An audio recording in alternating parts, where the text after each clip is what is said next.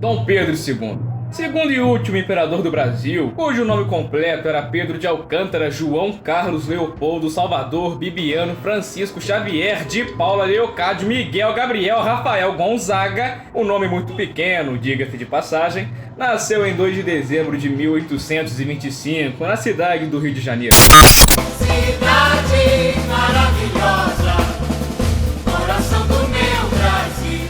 E faleceu em 5 de dezembro de 1891, em Paris, na França.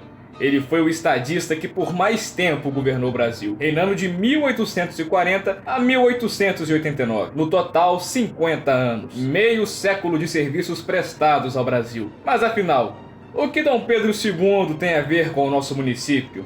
Bom, tudo. Nossa cidade possui 202 anos de história. Natividade é a mais velha que a independência do Brasil. É também muito mais velha que a República Federativa do Brasil.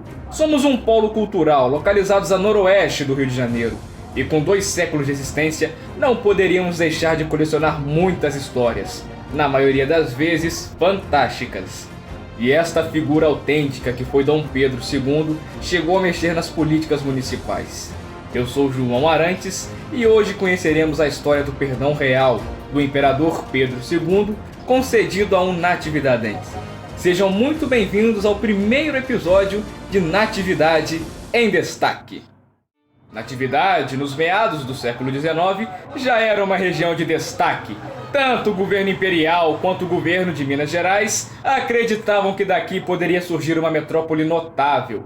Infelizmente, essas expectativas foram interrompidas com a proclamação da República em 1889. A intervenção de Dom Pedro II nas políticas municipais aconteceu graças a Carlos Carneiro de Campos, o Visconde de Caravelas, ex-governador da província de Minas Gerais, que foi nomeado Visconde pelo próprio Dom Pedro I, o nosso libertador, o homem do grito. Tudo começou com José de Lanes Dantas Brandão, um sargento da milícia de Dom João VI.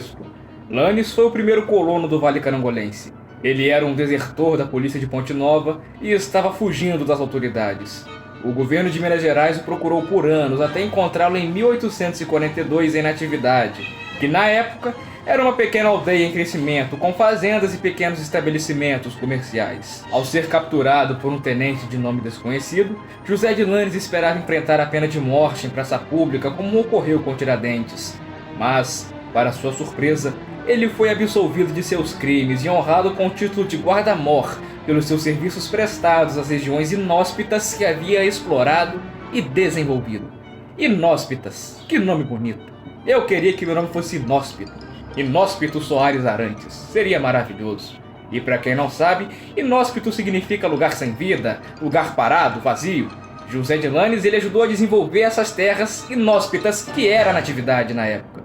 Pois bem, o governador Carlos, por sua vez, conseguiu o perdão real de Dom Pedro II para Lanes, que também foi presenteado pelo próprio imperador com um pórtico ornamental, projetado por um influente arquiteto francês que veio de Paris à Natividade.